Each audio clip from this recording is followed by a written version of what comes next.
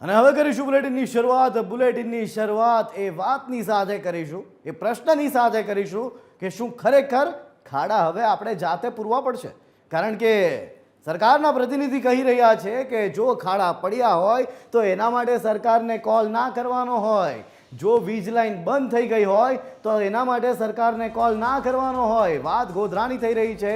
ગોધરા ખાતે આયોજિત સંપૂર્ણતા અભિયાન સન્માન કાર્યક્રમમાં રાજ્યના શિક્ષણ મંત્રી કુબેર ડિંડોરના નિવેદનથી ઉહાપોહ મચી ગયો છે. વરસાદ બાદ રાજ્યભરમાં રસ્તાઓ પર ખાડાઓ પડી ગયા છે, ત્યારે રાજ્યના શિક્ષણ મંત્રી એવું કહે છે કે લોકો નાગરિક ધર્મ અપનાવે અને જાતે ખાડા પૂરી દે. શિક્ષણ મંત્રી એવું પણ કહે છે કે બધું કામ સરકાર થોડી કરે, લોકોએ નાગરિક ધર્મ નિભાવી જાતે જ કામ કરવું પડશે. જો લોકો જ રસ્તાઓ પરના ખાડા પૂરશે તથા રોડ પર પડેલા વૃક્ષો જાતે દૂર કરશે તો સરકાર કે તંત્ર શું કરશે? હવે આ પ્રશ્ન થઈ રહ્યો છે. શિક્ષણ મંત્રીનું આ નિવેદનથી લોકોની જાગૃતિ માટે હતું કે પછી સરકાર અને અધિકારીઓની એ નિષ્ફળતાને ઢાંકવા માટેનું હતું? એ પણ એક પ્રશ્ન થઈ રહ્યો છે. ત્યારે સૌથી પહેલા શું કહ્યું કુબેર ડિંડોરે, શું બોલ્યા મંત્રીજી, એ સાંભળીએ. એટલે લોકો કઈ પણ થાય એટલે જવાબદારી સરકારને જેવું ઈચ્છે છે ભાઈ, તો આપણો નાગરિક ધર્મ ક્યાં ગયો? આપણો ગયા વખતે વાવાઝોડું આવ્યું ને આપણા વચ્ચે નીકળતા આપણા જીબીના થાંભલા પડી ગયા, 50-60 ઝાડો પડી ગયા, લાઈટ બંધ થઈ ગઈ. ગયા વખતે વાવાઝોડું આવ્યું હતું, આપણે અહીંથી નીકળી ગયું થઈને અહીંયા મોરવાડાથી કોકંબાથી હાલોલથી બધાય. તો બાબુ મારે ત્યાં સરપંચો મને ફોન કરે કે સાહેબ ઝાડો પડી ગયા, લાઈટ બંધ થઈ ગયું છે. એટલે હું કે લાઈટ બંધ, જીવીમાં માત્ર 18 કર્મચારી હતા અને આખા તાલુકામાં લાઈટ બંધ થઈ ગયું, આખા તાલુકામાં ઝાડો પડ્યા. ક્યાં સુધી તંત્ર પહોંચી વળે? મેં કીધું ભાઈ ગામમાં તમે છો તો કે ગામમાં હા સર છીએ કે અમે તંત્ર જ કરે ભાઈ બધી કામ, તો આપણી પણ જવાબદારી છે. ખાડો પડી ગયો ત્યાં ફોન કરે, નગરપાલિકા વાળાને કહ્યું તમે જઈશ એવું થાય નહીં થાય કે અહીં છે ને અહીં પાણી ભરાઈ ગયું, ટીકમ તગારું પૂરું કરી નાખ, રસ્તો થાય ના થાય, થોડો થોડો જાય એટલું તો કરે ના કરે આપું, પણ કંઈક થાય એટલે કે સરકારની જવાબદારી ત્યાં આ કામ નથી થતું, આ એટલે આપણી પણ જવાબદારી છે. એની જવાબદારીનું ભાન એને પણ કરાવવું પડે.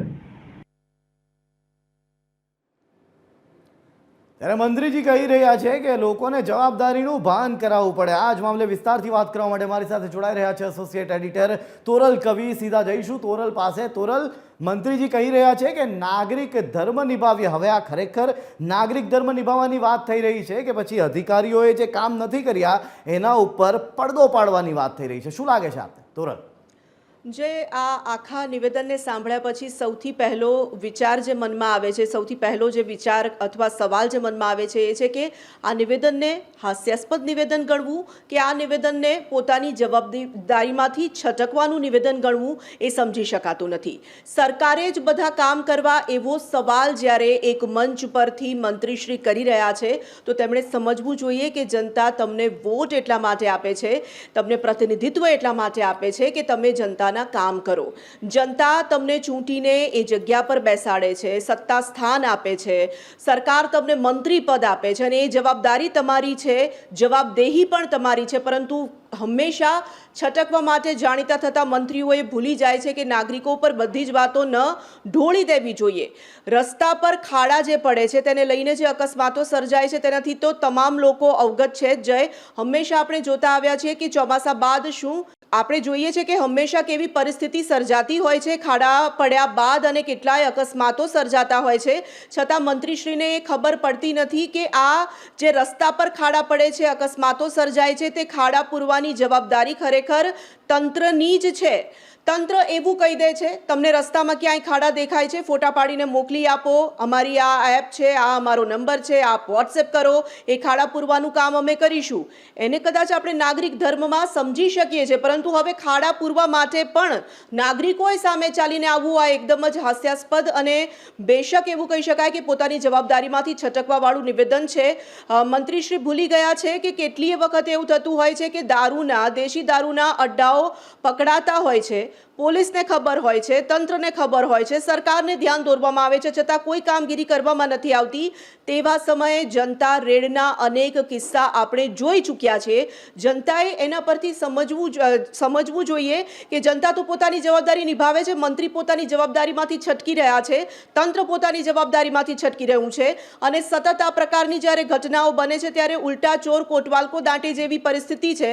પોતાનું કામ સુપેરે ન કરી શકતા, પોતાની નિષ્ફળતા ઢાંકવા માટે પ્રયાસ કરતા આ પ્રકારના મંત્રીઓ જાહેર મંચ પરથી જ્યારે આ પ્રકારના નિવેદનો આપે તો ખરેખર વિચારવાનું તો મંત્રીએ છે કે આ તેઓ શું બોલી રહ્યા છે. જય તોરલ, વિચારવાનું 100% એ મંત્રીએ છે કે તેઓ શું બોલી રહ્યા છે, કારણ કે જે રીતે તેમણે આ જવાબ આપ્યો છે અથવા તો જે રીતે તેમણે નિવેદન આપ્યું છે, એક વાત ચોક્કસથી એ થઈ રહી છે કારણ કેટલાક નિવેદનો જે આપણે હાલ અત્યારે બતાવ્યા પણ છે કે તેમણે એવું પણ કહ્યું કે કોઈક જગ્યાએ તાલુકામાં તેઓ પહોંચ્યા હતા અને ત્યારબાદ જે વીજ પોલ પડી ગયા અને ત્યારબાદની જે કામગીરી તેમણે કરાવી, ખરેખર એવી કામગીરી જો એ ગ્રામજનોએ કરી હોત તો એ પણ એક બહુ મોટો મુદ્દો બની ગયો હોત. શું કહેવું છે તોરલ?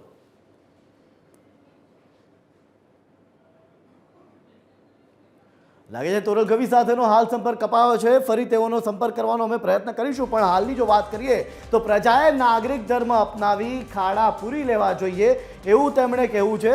ગોધરામાં શિક્ષણ મંત્રી કુબેર ડિંડોરના નિવેદનથી હાલ ઉહાપોહ મચી ગયો છે. હાલ સમગ્ર માહિતી આપવા બદલ તોરલ આપનો આભાર. તો મંત્રીજી તો હોશિયાર નીકળ્યા છે, લોકોને તેમણે હવે ખો આપી દીધી હોય એવું લાગી રહ્યું છે, કારણ કે તેમણે સમજાવી દીધો અનોખો નાગરિક ધર્મ.